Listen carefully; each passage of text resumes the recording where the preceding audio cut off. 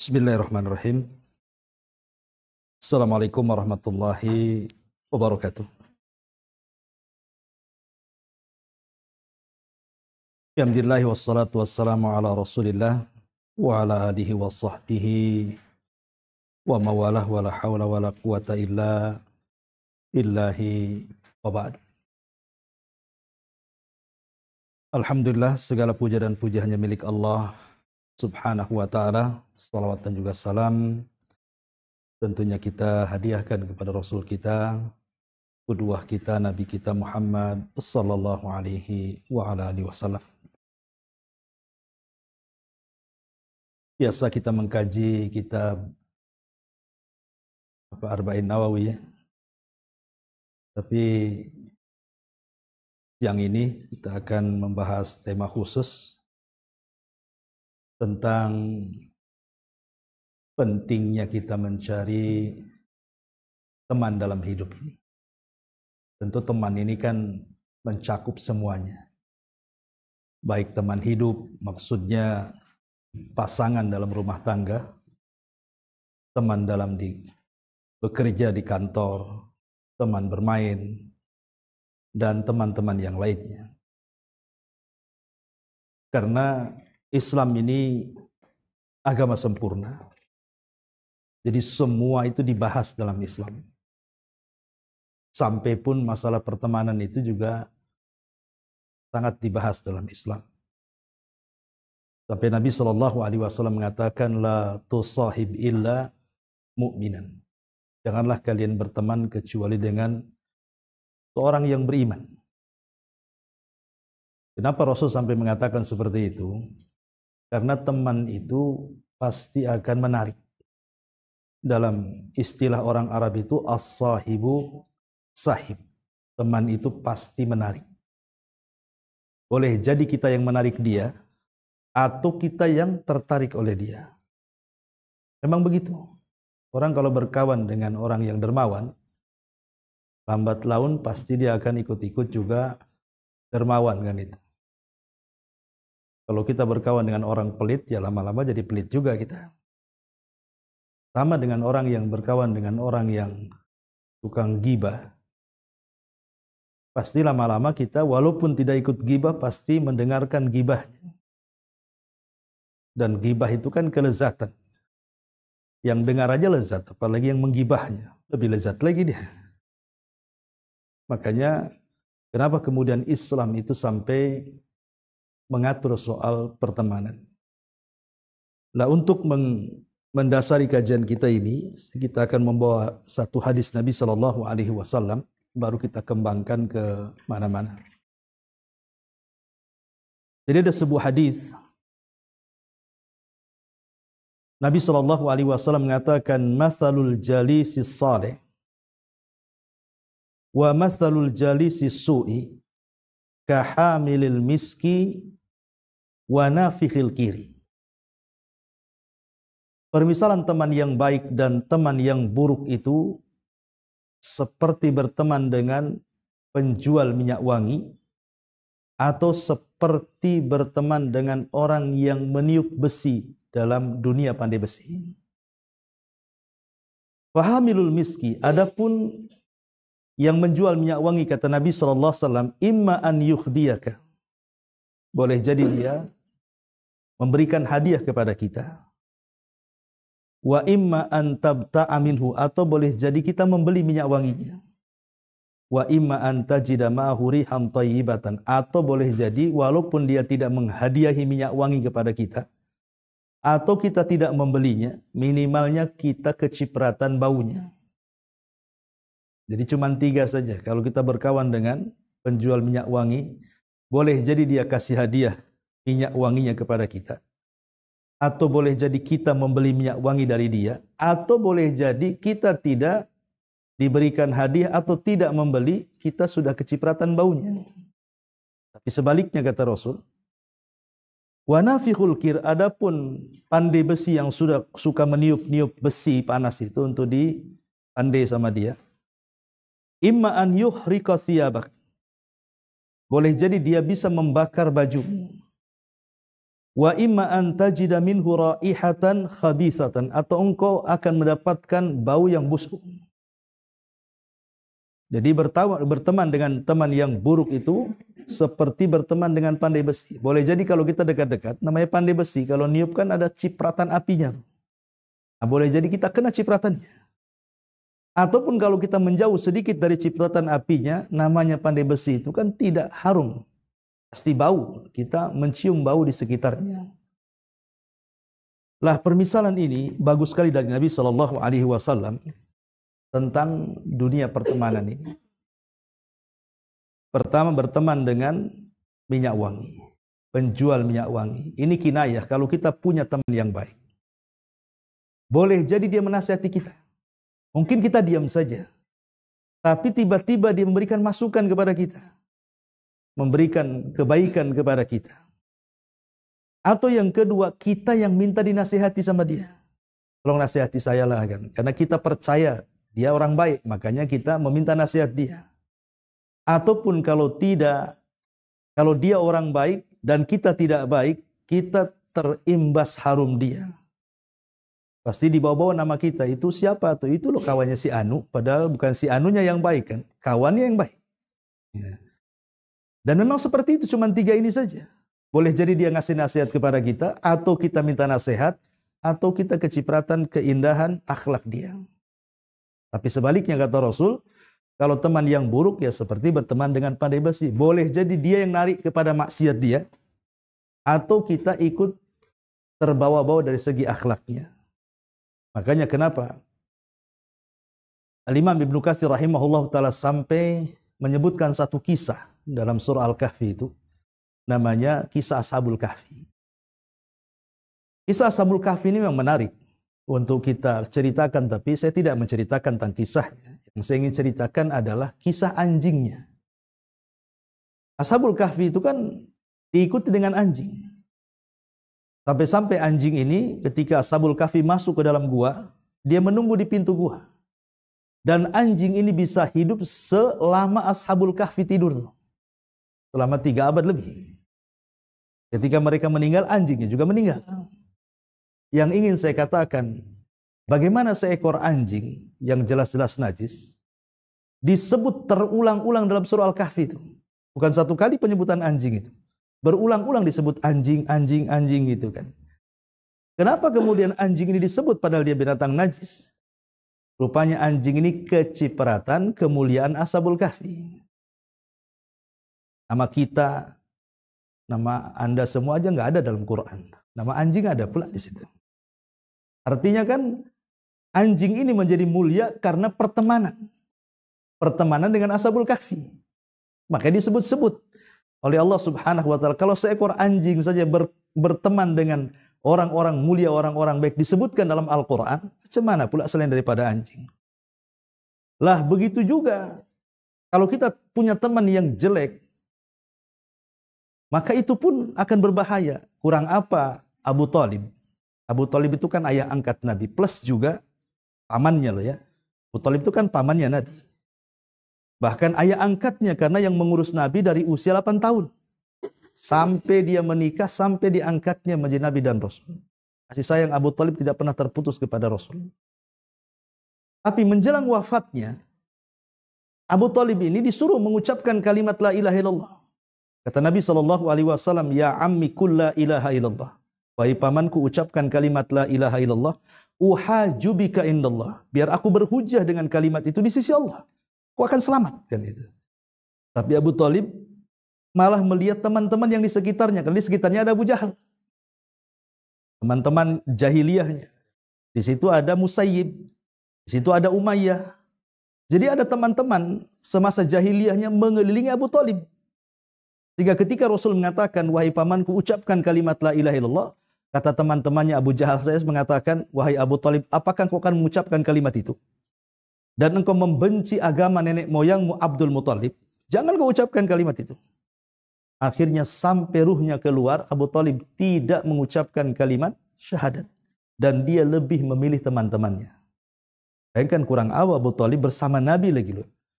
Dan dia sudah meyakini agama Rasul paling benar. Tapi kenapa kemudian dia ikut agama teman-temannya? Dia mati kafir. Ya itulah karena pertemanan yang buruk tadi. Makanya pertemanan yang buruk itu bisa merusak akidah di sini. Buktinya orang yang paling dekat dengan Nabi saja tidak terselamatkan akidahnya. Tetap saja dia mati kafir. Ya. Apalagi teman yang satu rumah gitu ya, itu lebih bahaya lagi. Dahulu di zaman salaf, ada seorang ulama terkenal, ulama dunia, ulama ahli hadis. Namanya Imran ibn Hittan. Imran ibn Hittan ini ulama hadis. Semua dari mana-mana datang belajar hadis kepada Imran ibn Hittan ini. Lah Imran ini satu hari entah kenapa tertarik dengan anak gadis putri daripada pamannya. Karena kecantikannya, akhirnya dia pun terpincut dan hendak menikahinya. Lah keluarga daripada gadis itu semuanya berakidah menyimpang. Akidah Khawarij. Akidah yang sudah diwanti-wanti penyimpangannya oleh Nabi 14 abad yang silam kan itu. Tentang akan muncul firqah Khawarij ini. Nah, keluarga gadis itu agamanya Khawarij. Kalau sekarang mungkin kayak teroris lah. Jadi Imran ini nasihati kawan-kawannya. Apa tidak ada wanita lain yang akidahnya sama dengan kita ahli sunnah wal jamaah? Kenapa mesti mencari akidah yang satu keluarga Khawarij? Lah karena Imran ibn Hittan ini kan kepedean. Karena dia seorang ulama. Ilmunya banyak. Dia justru sesumbar dengan kawan-kawannya. Anda apa-apa aku menikahi mereka. Karena aku akan bawa akidah mereka kepada akidah ahli sunnah. Itu niatnya. Niatnya membawa akidah keluarga dari calon mempelainya itu dibawa kepada akidah ahli sunnah. Akhirnya teman-temannya sudah tidak bisa nasihati, nekat dia menikah dengan gadis itu. Apa yang terjadi? Sebutkan Imam Dhahabi. Rupanya lambat laun Imran ibn Hittan itu justru terkikis akidahnya. Malah lama-lama ikut akidah istrinya dan keluarganya. Dan belakangan menjadi tokoh Khawarij. Imran ibn Hittan. Sementara ilmu dia luar biasa. Kita nggak ada apa-apa aja dengan dia. Tapi lihat bagaimana pertemanan itu bisa menarik siapapun. Ya pasti kita yang tertarik atau dia yang menarik kita. Jadi cuma dua saja. Makanya tidak benar kalau seandainya ada istilah kita mencari teman sebanyak-banyaknya, enggak. Itu tidak benar dalam Islam mencari teman sebanyak-banyaknya itu. Tetapi carilah teman yang baik untuk kehidupan kita. Yang minimalnya meningkatkan iman dan takwa lah. Kalau kita ingin duduk dengan dia itu, tambah iman kita, tambah takwa kita, tambah takut kita. Kalau seandainya kita berteman makin keras hatinya, ngapain berteman dengan dia? Makin banyak dosa saja. Jadi waktu habis hanya berteman dengan dia saja. Makanya kenapa kemudian Nabi SAW mengatakan dalam sebuah hadis, al-mar'u ala dini khalili, bahwa seseorang itu digantungkan agamanya dengan agama kawannya. Kalau kawannya baik, pasti baik dia. Kalau kawannya jahat, pasti dia jahat. Tidak percaya kata para ulama, berkawanlah dengan orang baik 40 hari. Pasti kita akan berubah. Sebagaimana kalau Anda berkawan 40 hari dengan orang jahat, pasti jadi orang jahat. Tidak usah lama-lama, nggak usah bertahun, 40 hari saja. Berkawan dengan mereka, lambat laun akan jadi jahat kalau dia orang jahat. Atau dia akan baik kalau kawannya orang baik. Makanya dahulu, di zaman Nabi SAW, ada orang musyrik itu namanya Uqbah bin Abi Mu'ayt. Uqbah bin Abi Mu'ayt ini salah satu tokoh dari tokoh-tokoh Quraisy. Ya, setara dengan Abu Jahal, Abu Sufyan, Umayyah, Walid, banyaklah tokoh-tokoh Quraisy itu. Ada namanya Uqbah bin Abi Mu'ayt. Uqbah bin Abi Mu'ayt itu kan berkawan dekat dengan Umayyah ibn Khalaf. Itu tokoh-tokoh besarnya Quraisy itu. Lah di zaman awal-awal kenabian, Nabi SAW kalau membaca Quran itu disangka baca syair. Begitu juga Abu Bakar, Umar atau sahabat yang lainnya kalau baca Quran itu disangka baca syair. Karena orang di zaman itu tidak kenal Quran, ya kenal syair. Apalagi memang dunia syair itu lagi kencang-kencangnya di zaman itu. Banyak para pujangga Arab muncul gitu. Jadi Uqbah bin Abi Mu'ayt ini suatu hari mendengar Abu Bakar membaca Al-Quran. Aneh bahasanya, kok beda sama-sama bahasa Arab, tapi beda rangkaiannya. Rangkumannya itu beda sekali gitu. Kok indah sekali. Akhirnya dia bertanya kepada Abu Bakar, dari mana kau dapat kata-kata itu? Padahal itu Quran itu yang dibaca. Dari Muhammad. Dari situlah akhirnya Uqbah bin Abi Mu'ayth selalu berjumpa dengan Nabi SAW dan ingin mendengar Rasul membaca Quran, karena itu disangka syair masalahnya. Ya. Lambat laun akhirnya Uqbah ini senang dengan Rasul, bukan karena ingin masuk Islam, tidak. Dia senang dengan Quran yang dibaca Nabi, karena bahasanya lebih tinggi daripada syair, sementara dia seorang pujangga. Samalah kalau kita seorang seniman, ada senior kita kan senang gitu ya, kurang lebih kayak gitu. Jadi si Uqbah ini karena ingin memuliakan Rasul, akhirnya dia mengundang ke rumahnya. Diundang ke rumahnya, maka Uqbah pun menyembelih unta, makanan yang lezat karena ingin menjamu Nabi SAW. Sampai di rumahnya, Nabi tak mau makan pula. Dan itu aib. Kalau ada tamu dihidangkan makanan, nggak mau makan, aib. Ada apa dengan makanan saya? Ya. Sehingga Uqbah ini bertanya kepada Rasul, kenapa kau tak makan? Maka Rasul mengatakan, tidak bisa saya makan di rumahmu, karena engkau seorang musyrik. Kalau engkau ingin makananmu ku makan, masuklah kepada agamaku, katanya. Kata Uqbah, tidak bisa kan itu. Saya sudah punya agama sendiri gitu. Makanlah, tapi Rasul tidak mau. Lah karena rasa malunya Uqbah bin Abi Mu'ayth ini, kalau seandainya Rasul tidak makan di rumahnya, terpaksa dia mengucapkan syahadat. Jadi mengucapkan syahadatnya itu bukan karena ingin masuk Islam, tapi supaya Rasul makan gitu saja. Masalahnya, orang mengucapkan syahadat ini walaupun main-main kan, di zaman fitnah, di zaman itu kan memang lagi kencang-kencangnya fitnah. Siapa yang masuk agama diteliti gitu kan. Kedengaranlah syahadatnya si Uqbah ini kepada teman baiknya namanya Umayyah ibn Khalaf. Umayyah ibn Khalaf ini ya geng-geng Quraisy itu. Sekelas Abu Jahal. Ya. Mendengar bahwa temannya namanya Uqbah itu mengucapkan syahadat, berarti dia sudah masuk agama Muhammad tuh. Marah dia. Dipanggilnya Uqbah dan mengatakan, saya dengar engkau sudah mengucapkan kalimat syahadat dan kau sudah masuk ke agama Muhammad, katanya. Jadi Uqbah ini berusaha untuk meyakinkan kepada Umayyah bahwa dia mengucapkan itu bukan karena ingin pindah agama. Tidak, supaya saya menghargai si Muhammad, supaya makan di rumah saya, itu saja. Tapi Umayyah tidak percaya. Pasti kamu sudah masuk ke agama dia. Kalau begitu, kita putus hubungan pertemanan kita. Lah tentu Uqbah memilih berteman dengan Umayyah karena itu teman baik dia, teman bisnis dia, teman susah dia, teman senang dia gitu. Kalau sama Nabi itu kan karena senang mendengar Quran saja.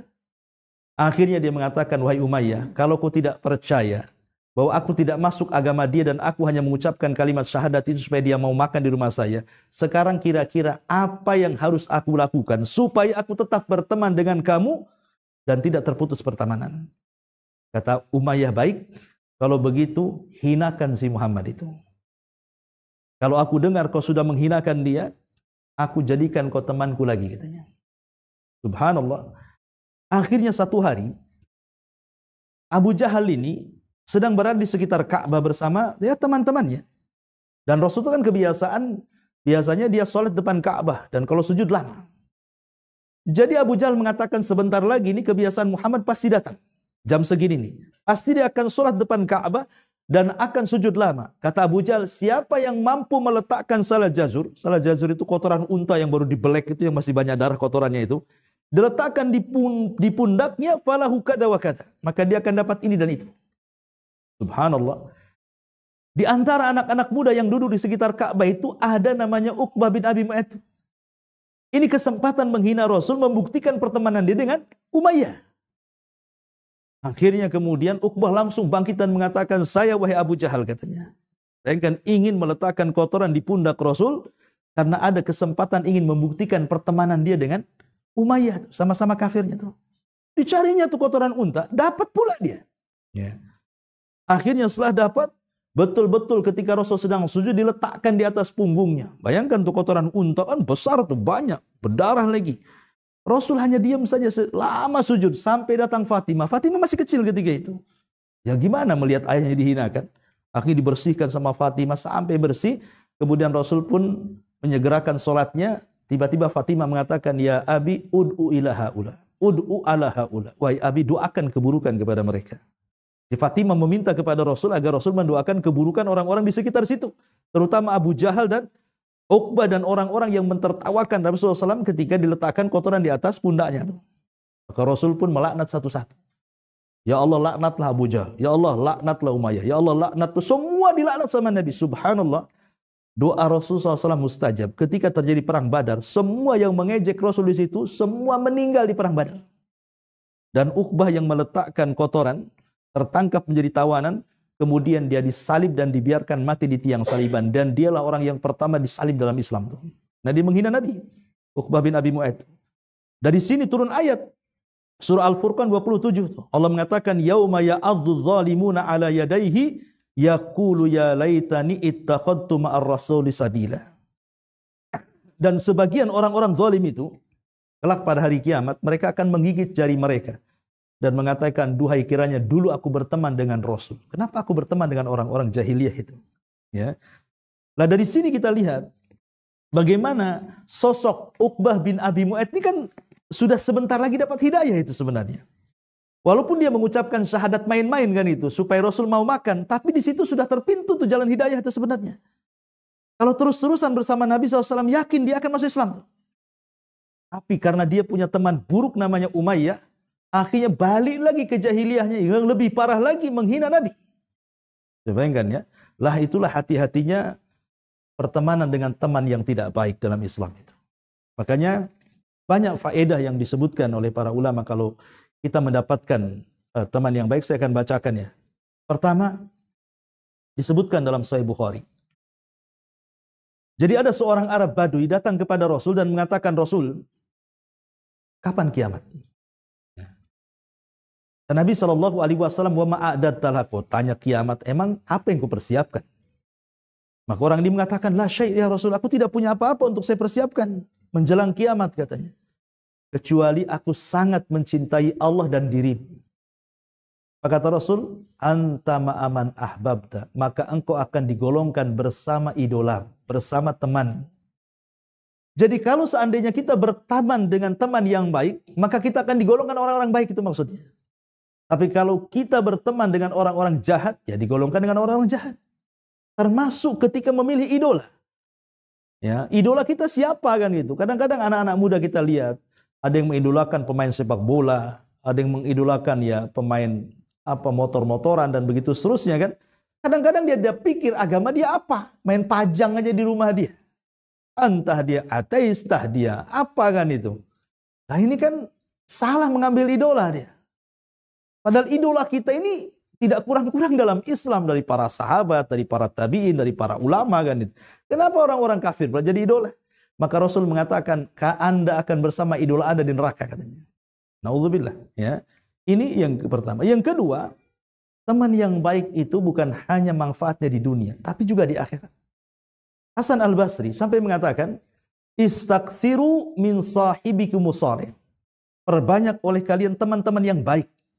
Fa innahu yanfa'ukum yaumal qiyamah. Karena kelak teman-teman yang baik itu akan menjadi manfaat bagi kita di akhirat. Ketika Nabi SAW bercerita tentang sukul jannah, di surga itu ada pasar. Ya bukan kayak pasar kayak apiari atau di sini, enggak kan itu. Ya pasar surga, bukan untuk jual beli di surga itu. Pasar di surga itu ya hanya untuk nostalgia. Nanti ketemulah kalau seandainya Allah takdirkan kita masuk surga itu sama teman pengajian, sama teman kantor, nanti akan ketemu di pasar itu. Ya, nanti akan ngobrol. Nah, nostalgia soal dunia. Oh, dulu saya pernah di sini. Nanti akan, karena memori penduduk akhirat itu lebih tajam dibandingkan memori penduduk dunia. Kalau kita ini seminggu yang lalu sudah buat apa saja kita tidak tahu. Kita pernah ngutang sama orang dibilang nggak ngutang. Itu di dunia tuh. Seminggu saja sudah pusing kita ini. Diingat-ingat apa gitu. Tapi kalau di akhirat, sejak kita akil balik itu sampai kita wafat, kita ingat memori kita semua tuh. Dibalikin semuanya. Sehingga di pasar itu ya kita ngobrol nantinya. Lah, ketika kemudian bicara, adalah satu orang yang mengatakan, "Loh, teman kita di mana? Waktu di dunia kita sama-sama dia, kok di sini tidak ada." Maka malaikat mengatakan, "Temanmu di neraka." Maka sepakat nih teman-temannya berdiri dan mengatakan kepada Allah Subhanahu wa taala, "Ya Rabb, la taqtamilu ladzatina hatta tukhrijahu minan nar." Ya Rabb, jangan kau sempurnakan kelezatan kami di sorga sampai kau keluarkan teman kami di neraka itu. Coba bayangkan. Jadi teman-teman yang baik di sorga itu jadi syafaat tuh. Sampai teman kami yang di neraka itu keluar. maksudnya teman yang beriman ya, bukan kafir. Kalau kafir kan bisa keluar dari neraka ya. Artinya teman-teman yang jahat, yang masih ada keimanan, akhirnya dikeluarkan dari neraka. Kenapa dikeluarkan? Sebab syafaat teman-teman yang ada di surga. Jadi teman yang baik akan menjadi syafaat bagi kita pada hari kiamat. Ini yang kedua. Kemudian yang ketiga, akan selamat dari fazaul akbar, rasa takut yang luar biasa ketika kita dikumpulkan di padang mahsyar. Dan itu disebutkan di dalam surah Az-Zukhruf ayat 67. Allah mengatakan al-akhillau yawma idzin ba'duhum li ba'din adu illal muttaqin. Dan teman-teman pada hari kiamat kelak di padang mahsyar itu, sebagian mereka akan menjadi musuh bagi sebagian yang lainnya kecuali teman-teman yang bertakwa. Maksudnya begini. Saat manusia dibangkitkan itu, manusia itu akan lari. Istri lari dari suaminya, suami dari istrinya, anak lari dari orang tuanya, orang tua dari anaknya, teman-teman akan lari dari teman-temannya, nggak mau ketemu. Dan itu digambarkan dalam Al-Quran, yauma yafirul mar'u min akhi wa ummihi wa abihi wa sahibatihi wa banih likulli imri'im minhum yauma idzin sya'nun yughni. Hari itu manusia lari dari temannya, lari dari ibu bapaknya, lari dari anak dan pasangannya, masing-masing sibuk dengan sendiri-sendirinya. Sebuah pertanyaan, kita di dunia ini, kita kan kalau berjumpa dengan lama nih, ibu-ibu atau hadirin yang hadir di sini, kalau seandainya lama tidak pulang kampung, kemudian berjumpa dengan saudara kan rasanya kangen, enak gitu. Pengen ketemu kalau bisa itu. Tapi di akhirat tidak mau ketemu. Kenapa coba? Kenapa nggak mau ketemu suami dengan istri, istri dengan suami, anak dengan orang tua dengan anak? Karena dikhawatirkan sesama mereka punya hak yang belum terbayar di dunia. Boleh jadi mungkin seorang suami kurang haknya kepada istri, atau sebaliknya, atau anak kurang haknya kepada orang tua, atau sebaliknya, atau teman pernah melakukan kezaliman kepada kawannya, atau sebaliknya. Jadi di akhirat itu takut pahalanya diambil. Ya. Karena takut pahalanya diambil, makanya mereka lari. Tidak mau ketemu, istri dengan suami nggak mau ketemu gitu ya. Karena takutnya diambil, karena pada hari itu kan sibuk masing-masing tuh. Ya. Lah kecuali kata Allah Subhanahu wa taala illal muttaqin, kecuali orang-orang yang bertakwa. Mereka tidak akan lari. Karena orang yang bertakwa itu tidak punya hutang sama orang. Ya, tidak mungkin pahalanya diambil atau mengambil pahala orang. Makanya mereka sedikit banyak akan menjadi penghibur kita. Makanya Allah mengatakan walladzina amanu wattaba'athum dzurriyyatuhum biimanin alhaqna bihim dzurriyyatuhum. Orang-orang yang beriman kemudian keimanan ditularkan kepada keluarga besarnya, nanti pada hari kiamat mereka akan dikumpulkan. Tidak akan saling lari satu dengan yang lainnya. Maka yang ketiga ini, teman yang baik itu akan menyelamatkan kita pada hari di saat ketakutan yang luar biasa. Kemudian yang keempat, al-intifa bimahabbatillah limahabbatihim. Teman yang baik itu akan jadi bermanfaat bagi kita. Baik manfaat akhirat atau manfaat dunia. Ya. Saya itu punya teman-teman, ya orang-orang kaya itu kalau ngajak makan itu. Kita belum selesai mau bayar, Ustaz sudah dibayar lah. Siapa yang bayar? Itu kan punya teman yang baik kan kadang-kadang nggak tahu siapa yang raktir kan itu ya. Ya. Tapi kalau teman yang jahat belum selesai dia pergi dia. Kita suruh bayar. Itu contohnya kan gitu ya. Biasanya teman-teman yang buruk itu belum selesai itu taruh piring udah pura-pura ke toilet atau hilang. Kan belum dibayar kan itu. Dia yang bayar. Kadang-kadang ditipu pula kawannya, diprank. Lah ini kan ini contoh lah, contoh kecil saja manfaat di dunia. Kita ditraktir makan itu luar biasa, itu teman yang baik. Ya. Bahkan pernah saya ditraktir sama dua orang itu. Dua-duanya bertengkar gara-gara mau bayari saya itu. Ya. Pokoknya saya yang bayar Ustaz, yang satu enggak boleh kan gitu. Jadi saya tengah-tengah biar saya yang bayar. Oh, enggak boleh Ustaz gitu. Jadi itu contoh saja. Itu teman-teman yang baik di dunia saja kita dapat manfaat. Bahkan kita murung sedikit aja dia tahu. Butuh duit ya katanya. Kok tahu? Itulah teman yang baik memperhatikan kita kan itu. Ada masalah ya. Tapi teman yang jelek, kalau murung makin jauh nanti dekat-dekat pinjam duit pula dia. Contoh ya kan. Itu kadang-kadang seperti itu. Di dunia saja dirugikan tuh kalau teman yang buruk itu. Ya, tapi kalau teman yang baik itu pasti akan disenangkan, pasti akan dapatlah manfaatnya gitu.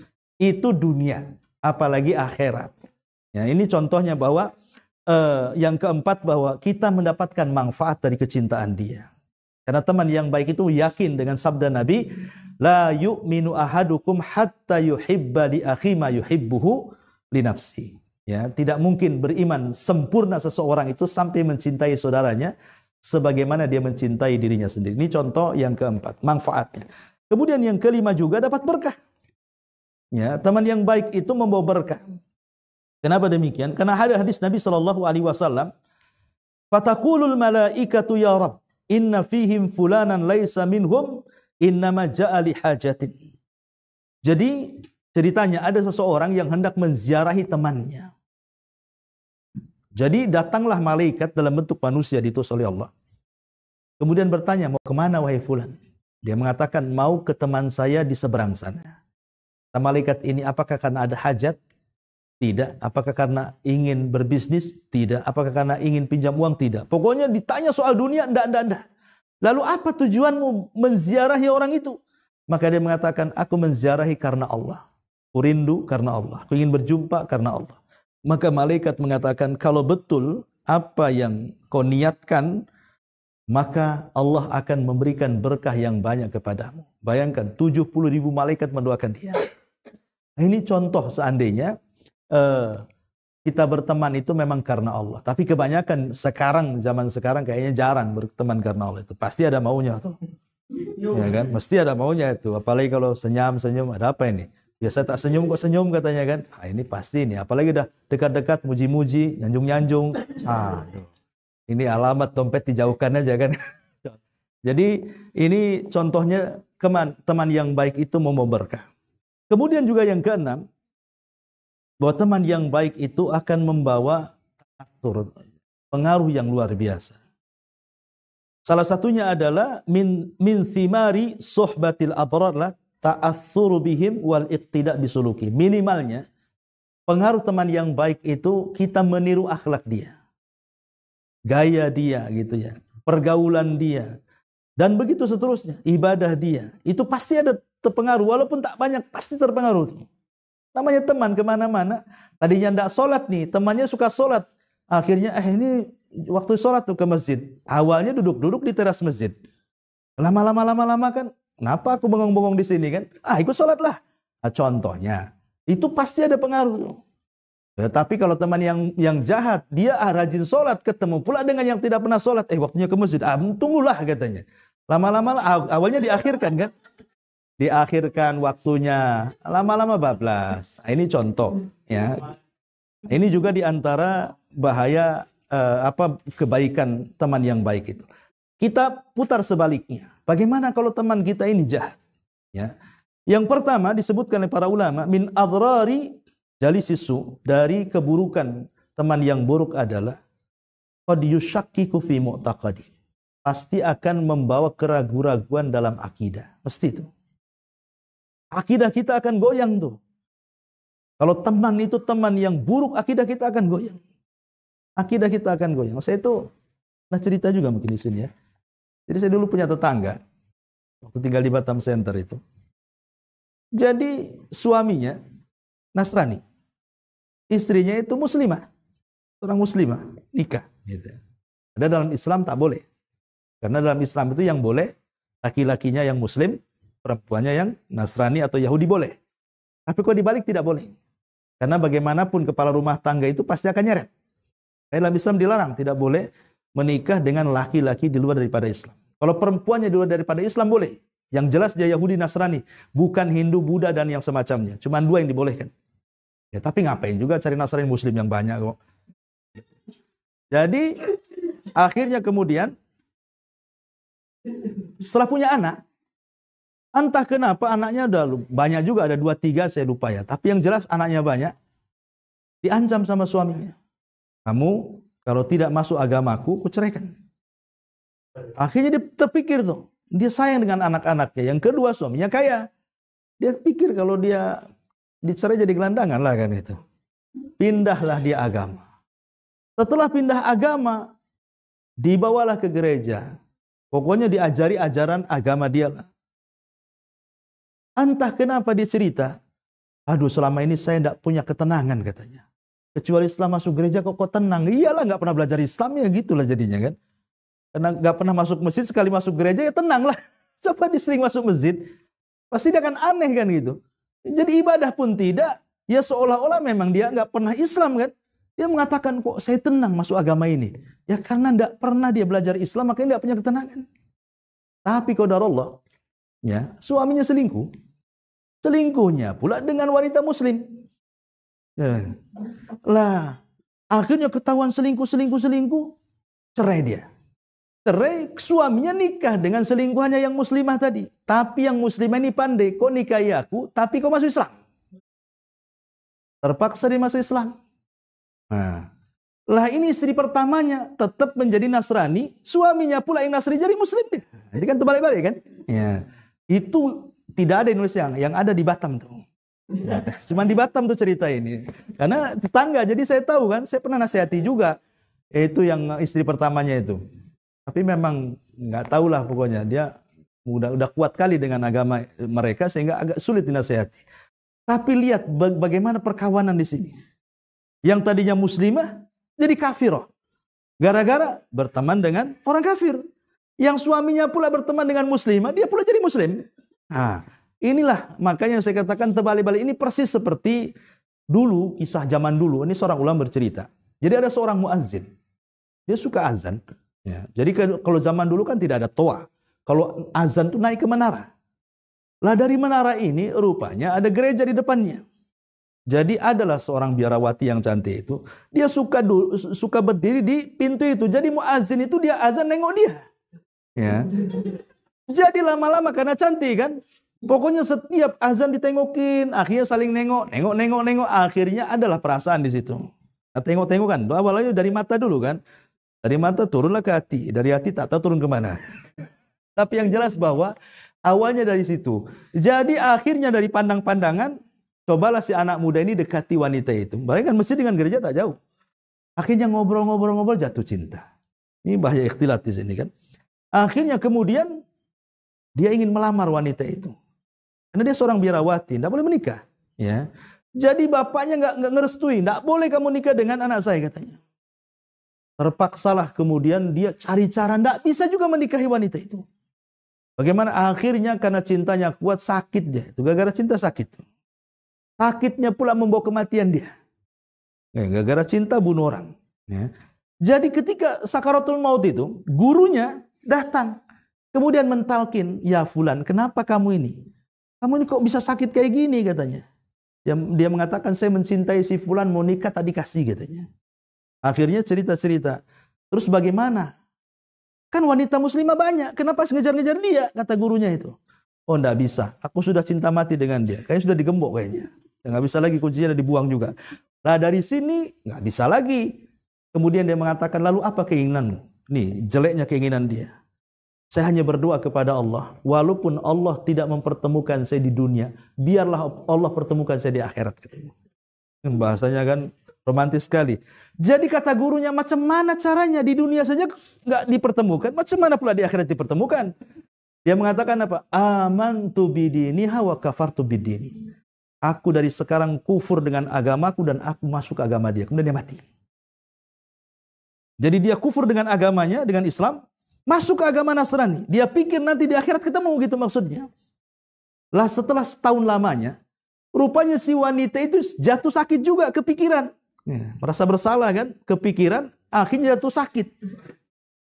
Lah datanglah gurunya anak muda ini kepada wanita ini. Kata wanita ini, kok tahu juga bagaimana rasa cintaku kepada dia katanya. Ya kenapa? Ya kalau di dunia aku tidak bisa ketemu, di akhirat minimalnya ketemu. Loh gimana caranya? Aku kufur dengan agamaku, aku ikut agama dia lah. Kan terbalik-balik. Yang satu masuk Nasrani, yang satu pula masuk Islam kan. Lah cemana di dunia aja nggak ketemu, secara akidah di akhirat pula ya nggak mungkin ketemu lah. Lah ini kan persis kisahnya seperti ini. Makanya hati-hati ya dalam memilih kawan itu karena bisa merusak akidah. Ini contoh yang pertama. Yang kedua juga disebutkan di sini minimalnya teman yang buruk itu.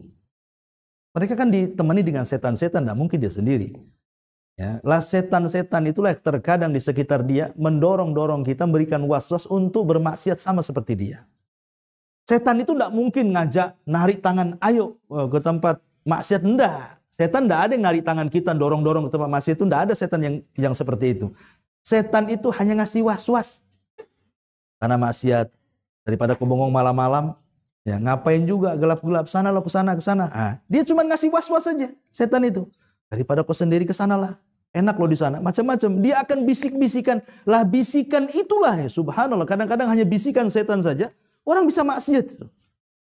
Lah makanya kenapa kemudian Allah sampai mengatakan setiap nabi itu kan punya musuh. Dan musuh para nabi itu setan. Dan setan itu ada dua macam. Ada setan minal insi, ada setan minal jinni. Ada setan dari kalangan manusia, ada setan dari kalangan jin. Jadi kawan yang buruk itu ya kayak setan.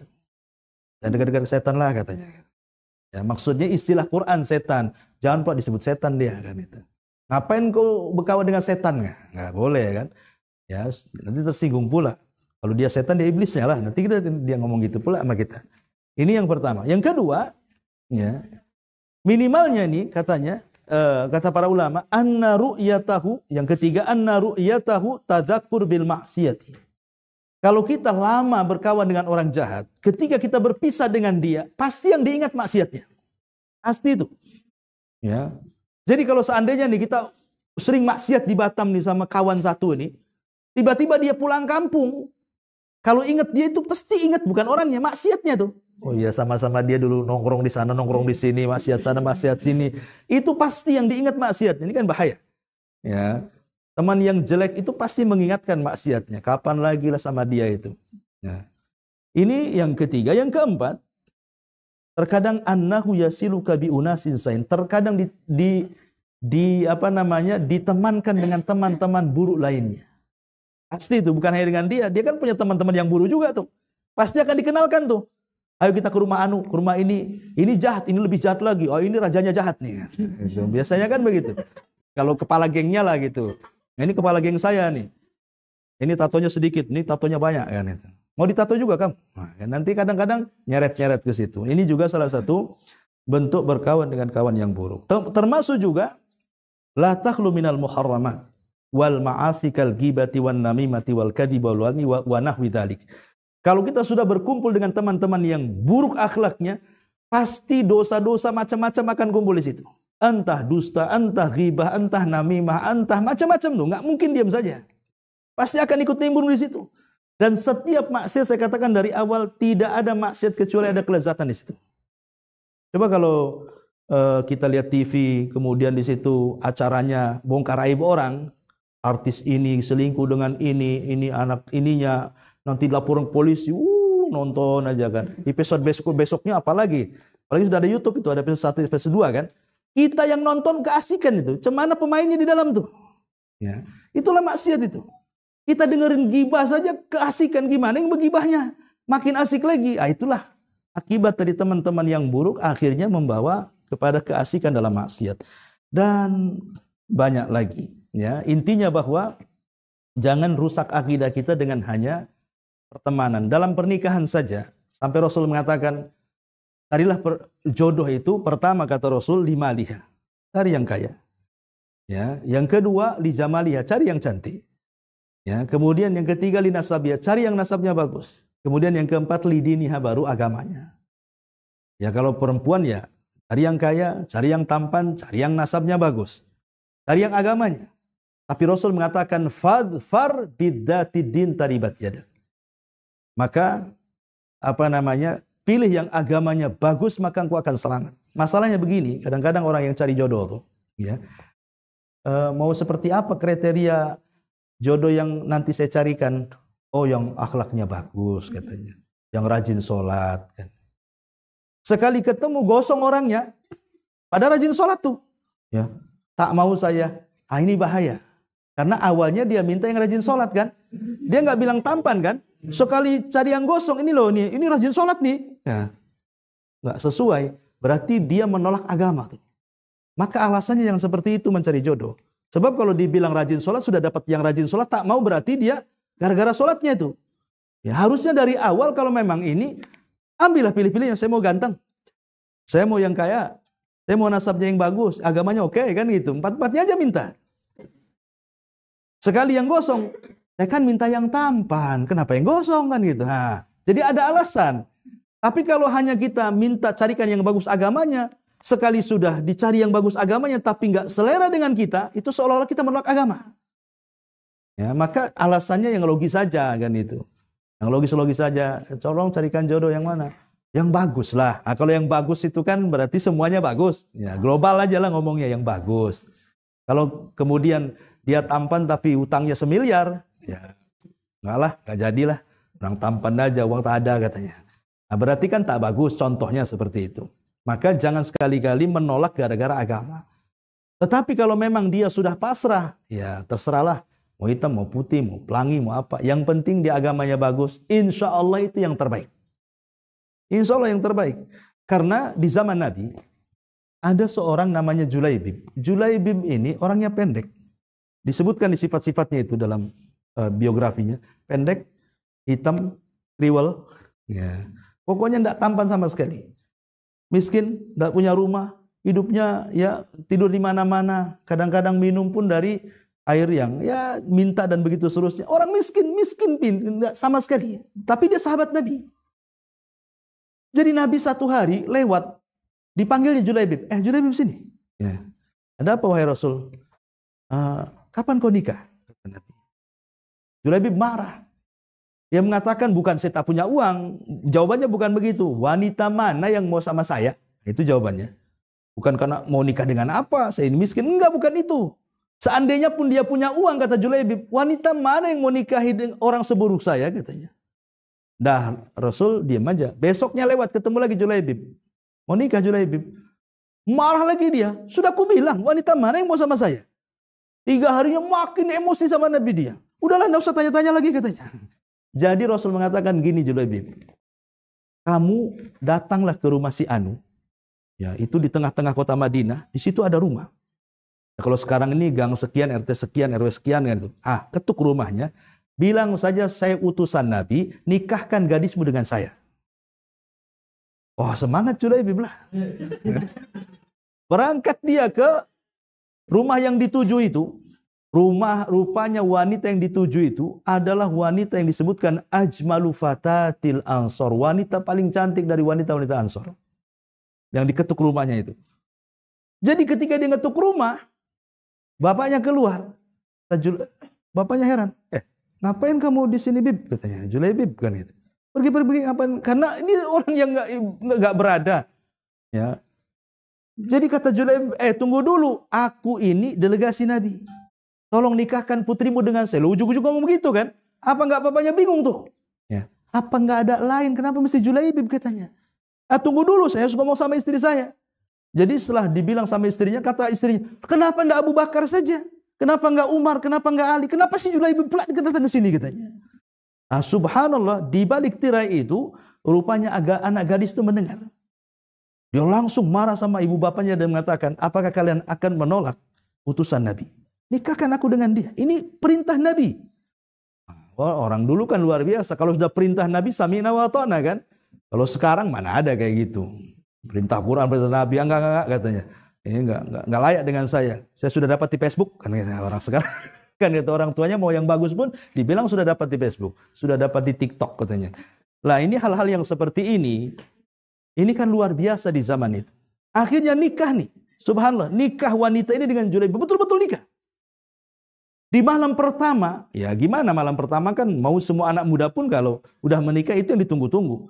Tiba-tiba Rasul mengirim utusan berteriak-teriak di tengah-tengah kota Madinah. Ya khailallah irkabu. Wahai kuda-kuda Allah bersiaplah berperang kalian. Julaibib ini malam pertama dia. Belum pun disentuh istrinya dia mengatakan, wahai istriku. Ini satu sisi seruan malam pertama. Sisi lain seruan jihad. Boleh nggak aku jihad katanya. Kata istrinya nggak apa-apa. Subhanallah belum disentuh istrinya dia memilih jihad. Setelah perang meninggal pula dalam peperangan. Coba kalau seandainya anak-anak muda ini di posisi Julaibib, ini mending perang atau di malam pertama? Nggak yakin saya kalau perang tuh. Perangnya ya di kamar ya, bukan perang di medan jihad kan. Akhirnya kemudian meninggal. Selesai jihad, Rasul mengumpulkan pasukan kan. Mana pasukan ini? Sudah lengkap? Sudah wahai Rasul. Nggak ada lengkap. Ini pasti ada kurang satu ini. Siapa Rasul? Mana Julaibib? Sahabat tidak ada yang kenal juga Julaibib karena kemiskinannya. Nggak dikenal. Ada Julaibib ikut loh di sini, cari dia. Akhirnya dicari, rupanya dia sudah mati syahid, di sekelilingnya ada 7 orang musyrik dibunuh dia.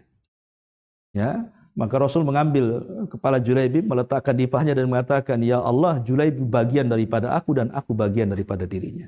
Ini contoh saja, ya, bagaimana keberkahan walaupun tidak dipandang secara fisik, tapi lihat agamanya, akhirnya dia mati syahid. Itu mati yang luar biasa, ya. Ini diantara pertemanan, pengaruh-pengaruh teman yang baik dan juga pengaruh teman yang buruk, baik dalam lingkungan keluarga, masyarakat, di kantor, dan begitu seterusnya. Makanya dahulu ada seorang ulama namanya Abdullah ibn Mubarak. Abdullah ibn Mubarak itu kalau safar, haji, ya, itu banyak orang yang mengikut dia. Kenapa? Karena diongkosi sama dia. Diongkosi sama dia. Jadi karena dia kan orang kaya. Dia ulama, dia orang kaya juga. Abdullah ibn Mubarak itu terkenal. Seandainya dibagi-bagikan kekayaannya untuk sepertiga penduduk Irak itu sudah cukup. Karena dia saudagar kaya, plus juga ulama. Ulamanya para ulama. Itu Abdullah bin Mubarak itu. Kalau dia haji, satu kampung di bawah dia yang ngongkosi. Ya. Yang kedua, sepanjang perjalanan dia ngasih syarat. Kalian boleh safar dengan aku, tapi ikut aturan. Aku yang masak. Kemudian, aku juga yang melayani kalian sampai ke Mekah dan pulangnya. Sudah diongkosi, dia yang masak, dia yang melayani. Coba. Kan enak teman kayak gini nih. Ya, cuman kan nggak ada zaman sekarang teman yang kayak gini. Ada kau aja yang ngongkosi katanya kan. Ya, kau aja yang traktir, kau yang ini, kau yang itu. Ini kadang-kadang perkawanan yang baik itu di zaman sekarang sudah langka. Makanya hati-hati. Ya, cari teman yang baik karena itu akan mempengaruhi akidah kita. Wallahu a'lam. Baik, sampai di sini aja kita kembangkan dengan tanya jawab saja. Silakan. Kalau ada yang bertanya silakan.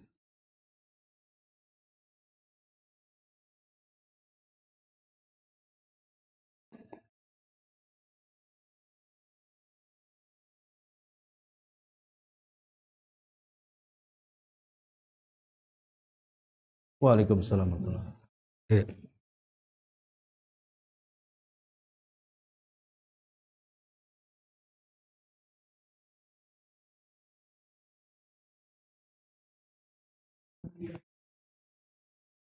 Iya.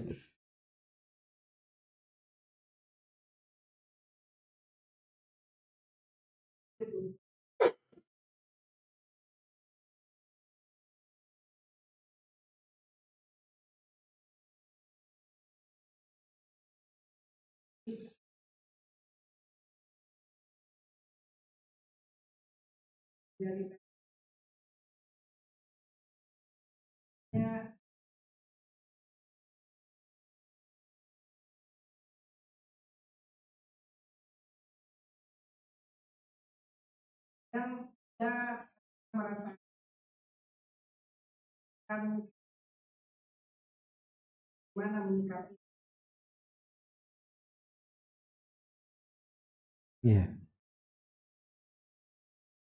Udah? Iya, sudah, alhamdulillah. Salatu wassalamu ala Rasulullah. Ada kasus, ya. Jadi ini memang kisah nyata karena orangnya yang curhat dengan saya gitu ya. Jadi ada seorang suami curhat tentang istrinya. Rumah tangga dia sudah 15 tahun. Jadi memang di pupuk itu luar biasa, sampai dari tidak punya rumah jadi punya rumah, tidak punya anak, anaknya juga udah banyak, sampai mapan betul lah, boleh dikata mapan lah kalau ukuran Batam ini. Tiba-tiba kemudian bermasalah dengan istrinya, Jadi karena ada masalah lah, kebetulan istrinya ini kan bekerja juga, di kantornya juga ya ada laki-laki juga di situ. Jadi karena dia orang awam, curhatlah rumah tangga dia dengan salah satu karyawan di kantor dia, laki-laki. Curhat. Lah yang namanya laki-laki ini mungkin ngasih solusi. Ya mungkin namanya baru ya satu kantor kan, kita tidak tahu belangnya, tidak tahu apa, ya taunya di kantor kadang-kadang ya baik, orangnya di luar kan tidak tahu gitu ya. Kadang-kadang kamuflase aja, di kantor bagus, di luar pula jahat gitu. Ya dia nasihat baik. Jadi terpikirlah si wanita ini, coba kalau suamiku kayak kamu katanya, mungkin bahagia. Bayangkan coba, baru ngasih solusi saja dia sudah ngomong gitu tuh. Seandainya suamiku kayak kamu bahagia katanya. Lah suaminya sudah 15 tahun sama dia, ngasih anak, kasih rumah, kasih ini. Ini yang baru pertama bisa dipuji pula kan. Otaknya di mana coba? Nah, tak ada otak ya? Ya. Ini kadang-kadang pengaruh ikhtilat kan. Padahal hanya curhat aja. Curhat sekali dua kali dijawab, dia sampai ngomong begitu. Sampai ngomong begitulah, suami ini cerita. Kebaikan saya selama 15 tahun gak dianggap. Kok dia gak pernah memuji saya Ustaz selama 15 tahun. Kenapa dia curhat sama laki-laki, dia muji pula laki-laki itu. Padahal dia gak ngasih rumah, gak ngasih uang, gak ngasih makan, gak ngasih apa. Saya ngasih semuanya. Lah itu kadang-kadang bahayanya setan itu di sini. Itu kalau satu ruangan, ya kalau sudah dia orang awam, sama-sama orang awam. Bahkan ada juga na'udzubillah, ada orang PT di Kuningan itu, sampai dia nangis-nangis waktu Ramadan kalau nggak salah. Tapi udah lama kok kejadiannya. Dia sholat taraweh di masjid. Setelah sholat taraweh dia datang. Ustaz ada waktu nggak? Ada, saya bilang kan. Ayo ke rumah aja. Oh, nggak usah lah, malu. Jadi di mana? Jadi gelap-gelap aja katanya. Jadi gelap-gelap dia kan. Ya sudahlah. Curhat kamu apa? Tiba-tiba dia nangis ini ikhwan ini. Nangis kenapa? Nggak tahu, saya merasa berdosa terus dia. Sudah. Jadi saya bilang, ya kalau kamu percaya dengan saya, ya ceritakan saja. Mudah-mudahan saya kasih solusi. Tapi kalau nggak percaya dengan saya, nggak usah ceritalah. Simpan aja rahasiamu. Sudah, kamu datang untuk nangis saja sama dia kan. Rupanya enggak, memang saya mau cerita biar plong Ustaz, biar tahu hukumnya. Oke lah kalau kita ceritakanlah. Rupanya dia selama ini, ya maaf ya, suka berzina dengan teman satu ini ya. Sama-sama dia sudah punya istri. Yang perempuan ini juga sudah punya suami. Nah, cuma di satu PT di situ. Jadi kalau pulang dari PT itu nyewa hotel atau apa, berzina kemudian pulang. Dan itu berlangsung sampai 5 tahun. Sampai 5 tahun. Nggak ada yang tahu, istri dia tak tahu, suami dia juga tak tahu. Ya. Jadi dia mungkin sudah ngaji, jadi nyesel saja, dia menangis. Gimana caranya gitu ngilangi dosa itu? Ya saya bilang, kamu kalau nggak bisa ketemu dia, pindahlah PT biar nggak ketemu dengan dia. Kalau sama-sama di situ, walaupun sudah tobat, nggak bisa, setan itu pasti ada di situ. Bagus pindah, atau pindah daerah, atau pindah tempat, pindah apa kan gitu. Jadi terakhir ya, waktu itu kan mungkin dia sudah jenuh, ya takut juga dengan istrinya, mungkin dia pun takut juga dengan suaminya wanita itu. Wallahu alam sampai hari ini gimana ceritanya? Episodenya tergantung ya. Karena habis itu pisah, nggak ketemu lagi sama saya itu. Dia hanya minta hukumnya, saya bilang nggak boleh kayak gitu. Islam kalau sudah mati dirajam nih sebenarnya. Sudah. Jadi lah itu contohnya bahaya ikhtilat itu sampai seperti itu. Ya kalau orang punya batasan-batasan dalam sebuah pekerjaan, bisa menjaga batasan-batasan laki-laki dan perempuan, ya saya kira kalaupun bertemu ya sebatas pekerjaan, tidak lebih daripada itu ya. Yang kedua juga masing-masing menjaga aurat, saya kira insya Allah tidak ada masalah kan itu. Ya tapi masalahnya kalau sudah berdua-duaan pasti yang ketiganya iblis, itu masalahnya. Mungkin kalau udah berdua itu cuma berdua, pasti ada setannya di situ. Pasti ada setannya. Setan yang bahaya. Dia kan ngasih was-was gitu. Lah ini yang contoh yang sudah punya suami istri bisa tergoda, macam mana yang belum? Ya kalau ada kecocokan kawin aja lah. Kan kita nikahkan nanti. Kalau yang bujangan sama yang gadis kan biar serasi, nggak ada lagi maksiat. Tapi kalau memang tidak bisa dipertemukan, ya minimalnya lah. Kemungkaran kan kalau tidak bisa dihilangkan 100% kan diringankan. Ya. Kita kan contoh riba nih. Siapa yang bisa lepas dari riba? Saya, Anda pun tidak bisa lepas dari riba. Tapi ini minimalnya diringankanlah dosa itu. Jangan difulkan. Nah, diringankan. Ringan. Gimana menghindar. Ya kita seperlunya saja berkomunikasi soal pekerjaan, lebihnya sudahlah. Jadi memang betul-betul profesional gitu ya. Profesional dan proporsional gitu ya istilahnya. Wallahu a'lam.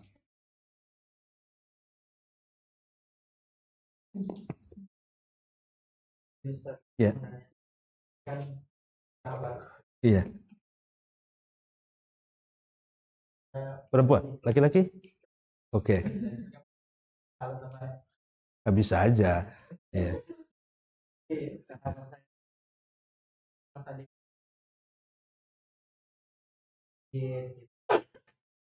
Tapi dia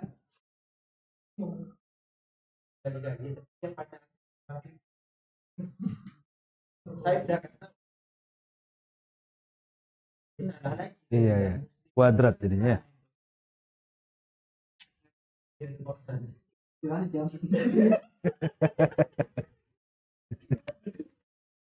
Pertama doakan aja. Iya, hati itu kan ada iqbal, ada idbar. Ada kadang turun, kadang naik hati itu. Dan yang membolak-balikan hati kan bukan kita, Allah. Sama-sama doakanlah, bukan hanya antum aja, semua doakan supaya dapat hidayah. Itu kan? Karena tadi pacarannya sudah salah kan itu. Ya. Kristennya tidak. Karena kan Nasrani dibolehkan manapun dia tidak memilih yang afdol. Yang afdol kan muslimah banyak. Ya, yang afdol muslimah yang banyak. Takutnya kalau dia menikah dengan Kristen tadi, akidah kita tidak kuat, kita pula ahli gereja kan, bukan ahli masjid. Itu saja, nanti anak-anaknya gitu juga. Yang satu muslim, yang satu ini kan keluarga gado-gado jadinya kan. Itu jadi masalah. Jadi maksudnya rumah tangga itu bukan hanya hawa nafsu, tapi ke depan berpikir. Karena anak-anak kita itu yang mendoakan kita setelah kematian kita. Apa sih gunanya kita punya anak? Sampai anak rela-rela, kita orang tua itu sampai jual sana. Kalau suruh urusan anak, nanti kalau udah punya anak, tahulah. Apapun yang dikena anak, pasti orang tua itu kasih. Dengan harapan dia baik di dunia dan baik di akhirat kan. Minimalnya kalau kita mati, dia yang mendoakan kita. Itu saja sebenarnya. Dan sebenarnya kalau dia menikah dengan non-muslim, kemudian agama anaknya ikut ibunya, kan masalah jadinya. Pokoknya kita di pesantren kan, oh nggak boleh, dia harus jadi biarawati. Oh nggak bisa jadi ustazah ini. Kan repot jadinya. Mana yang benar ini? Nah, jadi selamatnya satu akidah, itu lebih selamat. Satu akidah kan pasti akan, ya minimalnya satu frekuensi lah kan itu. Nah, itu saja ya, doakan saja terus nasihati. Ya, nikah dengan non-muslim selama Kristen Yahudi tidak ada masalah secara hukum. Ya, yang masalah pacarannya. Nah, kalau sudah cocok nikah kenapa kan itu? Dan itu lebih enak daripada pacaran dulu 10 tahun udah pacaran atau nikah tak jadi. Ya, itu kan gak enak tuh. Gitu lama pacaran itu gak enak. Ya. Wallahu a'lam. Iya.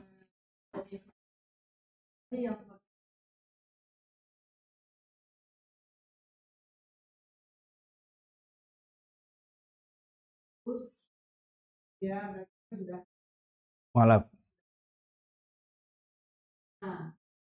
Mungkin ada mungkin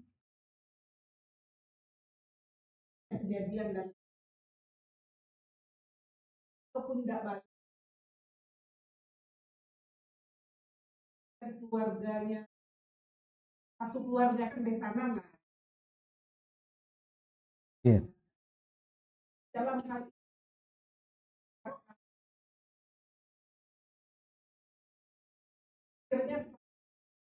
besan-besan. Iya, iya. Tidak mungkin lah dengan keluarga kami tidak. Iya. Ini misalnya nih.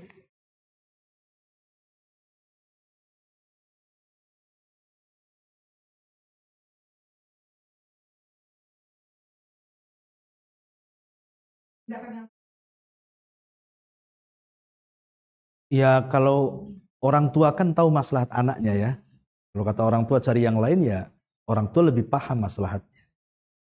Bahkan ada juga yang orang tua itu anaknya nikah dengan Nasrani itu sampai diusir sama orang tuanya kan. Karena memang sudah dididik baik-baik, diajari ngaji, ke masjid. Atau udah besar, namanya kadang-kadang anak ABG ini kan nggak terpikir ya kan. Terpikirnya itu nanti kalau udah tua punya anak, baru terpikir dia.